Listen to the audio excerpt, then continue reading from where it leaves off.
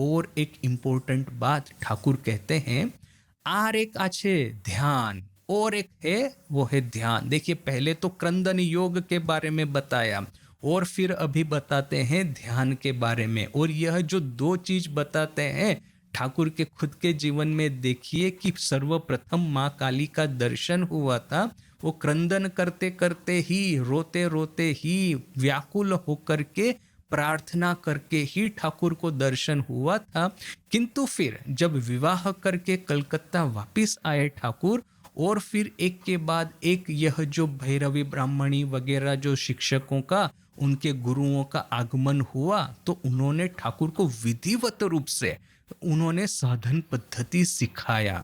तो ये विधिवत, पहले तो वो हृदय की व्याकुलता से रोकर के पुकारने की बात कर रहे हैं, और फिर विधिवत क्या करना है वो बताते हैं। और एक है ध्यान। सहस्त्रारे शिव विशेष रूपे आचे, ये सहस्रार चक्र जो है वहां पे भगवान शिव विराजमान है, तार ध्यान, उनका ध्यान करना है। अभी देखिए यहाँ पे सहस्त्रार पे शिव है, तो शिव का ध्यान यहाँ पे कभी नहीं करना है। मैं यहाँ पे ध्यान सिखाता हूँ अपने आश्रम में, एक मेडिटेशन का क्लास में करता हूँ।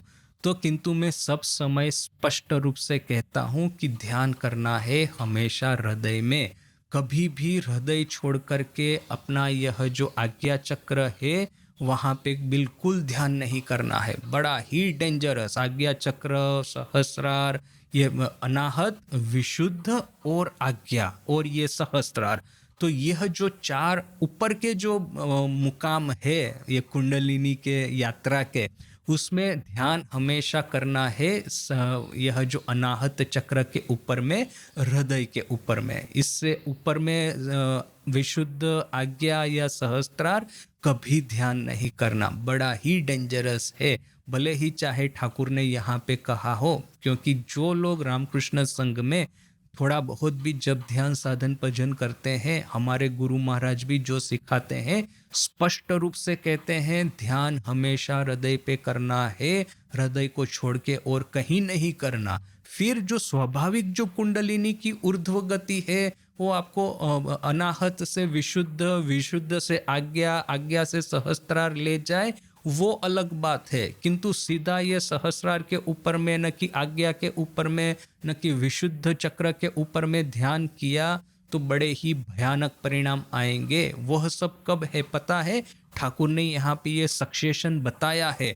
एक बार रो रो करके हृदय का मल जो है, हृदय का मेला साफ होगा, कामिनी कांचन से अपना मन स्वच्छ हो जाएगा, उसके बाद में ये सहस्त्रार पे आप ध्यान कर सकते हैं। देखिए ठाकुर की बात को स्पष्ट रूप से पढ़ना है।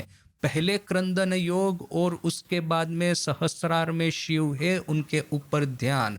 हमने काम कांचन रूपी मेला जो है वो तो हमने साफ किया ही नहीं है, ऊपर से सीधा सहस्रार पे ध्यान करने का प्रयास किया, तो भयानक परिणाम। वो जो फेमस कहानी, बार बार वो मैं कहानी बताता हूँ सबको, कि विरजानंद जी महाराज, काली कृष्ण महाराज उस समय के ब्रह्मचारी, अपने भ्रू मध्य पे ध्यान करते थे, फिर सर दर्द होने लगा। माँ शारदा को जाके कहते हैं कि माँ मैं इस तरह से ध्यान करता हूँ तो फिर मुझे बहुत सर दर्द होता है। माँ ने कहा बेटा तुम क्या कर रहे थे, इस तरह का कभी मत करो, हृदय हमेशा, ध्यान हमेशा हृदय पर ही करो। उसके बाद में जो है कि यदि ईश्वर की इच्छा होगी, काम कांचन रूपी मेला जब चला जाएगा और फिर एक जो स्वाभाविक ऊर्ध्व गति है कुंडलिनी की वो होगी, वो अलग बात है। उसके बाद में से अनाहत से विशुद्ध आएगी, विशुद्ध से आज्ञा पे आएगी, आज्ञा से सहस्रार पे जाएगी, वो सब बात की बातें हैं। वो सहज रूप से जो होता है उसको होने देना है। किंतु प्रारंभ यदि हमको करना है, हमेशा अनाहत चक्र, हमेशा हृदय पे ही ध्यान करना है। तो एक बड़ा ही क्लैरिटी यहाँ पे देना है।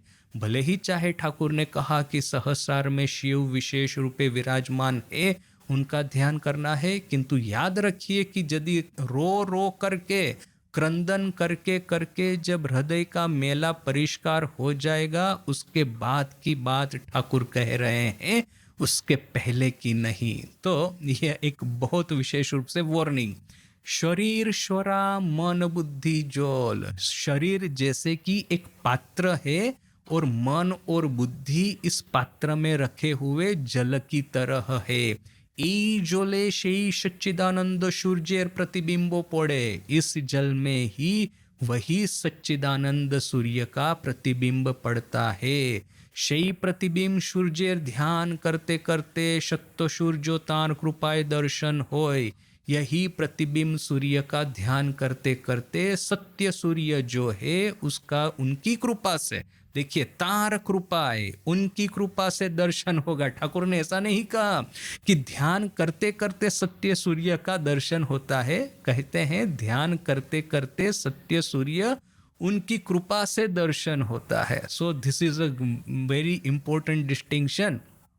माँ की भी वो जो कहानी हमने देखी थी, माँ ने भी स्पष्ट रूप से कहा कि वो जो ब्रह्मवादी महाशय इतनी तपस्या करते हैं तो उनको कब अभी ईश्वर दर्शन होगा। तो माँ ने कहा कि कह दो उसको कि वो कहीं इतना कठोर परिश्रम करता है, तपस्या करता है, बोल करके भगवान को कोई ओब्लिगेशन में नहीं है कि फट करके आकर के उसको दर्शन दे दे। भगवान को जब दर्शन देना होगा तब वो दर्शन देंगे, जब उनकी कृपा होगी तब दर्शन देंगे। और देखिए ये कृपा कोई ऐसा कोई मिस्टिकल चीज नहीं है। ठाकुर ने तो स्पष्ट कहा है कि ईश्वर तो वैसे ही कृपा करने के लिए आतुर होकर के बैठे हैं। इसलिए तो भगवान चुंबक है ना, हम मैग्नेट नहीं है, भगवान मैग्नेट है। भगवान हमको अपनी ओर खींचने के लिए तरस रहे हैं। माने हमारी ये कोई ऐसे एक सुई को आप हवा में रख देंगे तो सुई कहीं इधर उधर नहीं जाएगी, किंतु मैग्नेट को रखेंगे तो मैग्नेट आसपास में जितनी भी सुई है सब अपने पास में खींच लेगा। यह जो माँ और बच्चा, माँ का जो बच्चे पे जितना स्नेह ज्यादा होता है, देखिए ये सिचुएशन कैसी है, बच्चे को माँ की जरूरत है। क्योंकि देखिए बिना माँ बच्चे के माँ आराम से रह लेगी, वो तो इतने साल तो रह ही रही थी, तो उसको खाने पीने की, काम करने की, वो जो कुछ भी है माँ तो अपना आराम से कर लेगी। बच्चा जो होता है, खास करके शिशु, वो अपनी माँ पे संपूर्ण निर्भर है। यदि माँ उसको खिलाएगी नहीं तो खा नहीं पाएगा, भूखा रहेगा, भूख से मर जाएगा। माँ उसको वस्त्र अच्छे नहीं पहनाएगी तो ठंडी गर्मी से वो मर जाएगा। उसका जीवन धारण है माँ के ऊपर में संपूर्ण रूप से निर्भर। किंतु स्नेह यदि देखे तो देखिए कि माँ का स्नेह बच्चे पे ज्यादा है। बच्चे का माँ पे स्नेह होगा ही होगा, किंतु माँ का अपने बच्चे पे स्नेह है वो ज्यादा है। तो कैसा रिवर्स सिचुएशन है, बच्चे को माँ की ज्यादा आवश्यकता है जबकि माँ का बच्चे पे स्नेह ज्यादा है। बिल्कुल रिवर्स सिचुएशन है। हमारे यहाँ पे भी ईश्वर के साथ में वैसा ही है। देखिए अभी ईश्वर बिना हमारे आराम से रह लेंगे, उनको कोई आपत्ति नहीं है। शेष शैया पे शायित है, माँ लक्ष्मी उनका चरण सेवा कर रही है। हम होंगे नहीं होंगे उनको कोई फर्क नहीं पड़ता, किंतु हम बिना ईश्वर के नहीं रह पाएंगे, हमको ईश्वर की आवश्यकता है। किंतु जहां तक स्नेह का प्रश्न है, हमारा ईश्वर पे जितना स्नेह या श्रद्धा या भक्ति है इससे कहीं ज्यादा स्नेह और यह जो प्रेम है वो ईश्वर का हमारे ऊपर में ज्यादा है। ये कंप्लीटली रिवर्स सिचुएशन है। इसलिए तो ईश्वर को मैग्नेट कहा है, हमको मैग्नेट नहीं कहा। यदि ईश्वर यदि निराकार, निर्गुण, अकर्ता, अव्यवहार्य होके बैठे रहते तो फिर हमारा ये जिम्मा हो जाता कि कैसे भी करके ब्रह्म साक्षात्कार करना है। किंतु ऐसा नहीं, वो मैग्नेट की तरह हमको आकर्षित कर रहे हैं। हमको ज्यादा कुछ नहीं करना, यह जो काम कांचन रूपी कीचड़ जो है उसको साफ कर देना है।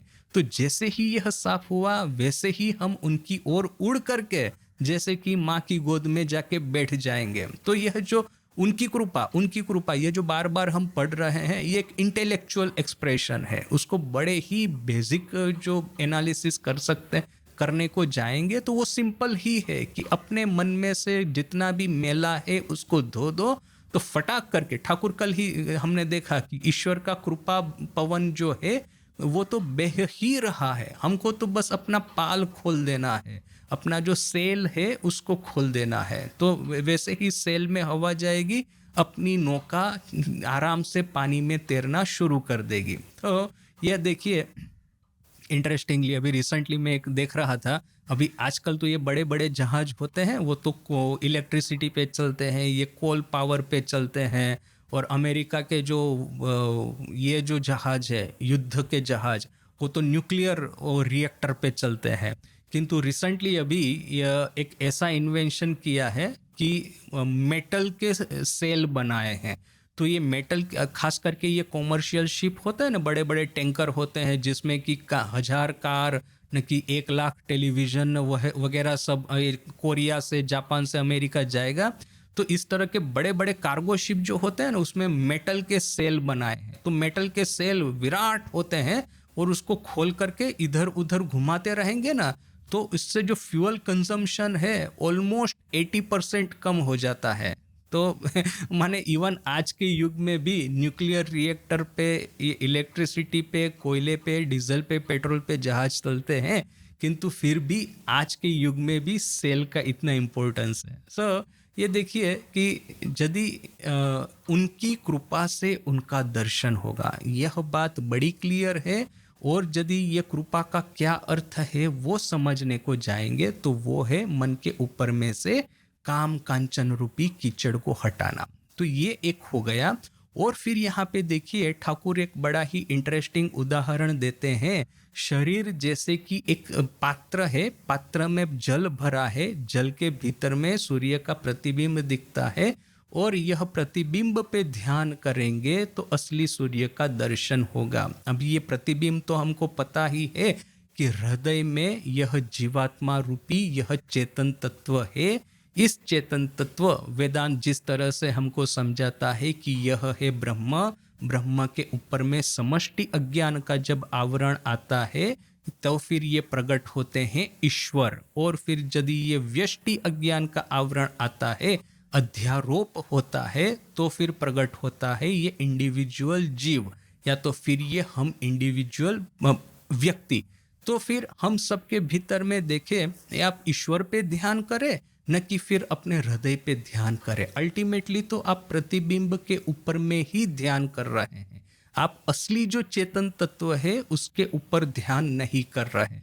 तो यह एक बहुत इंपॉर्टेंट बात ख्याल में रखनी है कि ये वो चाहे द्वैत का ध्यान हो, जहाँ पे मैं ईश्वर की पूजा आराधना करता हूँ, ईश्वर को अपने हृदय में बिठा करके ध्यान करता हूँ, ना कि फिर मैं यह जो निराकार या फिर यह जो इस तरह का ध्यान करने का प्रयास करता हूँ कि जबकि मैं ईश्वर या तो फिर ये चेतन तत्व को अपने हृदय में निहारता हूँ।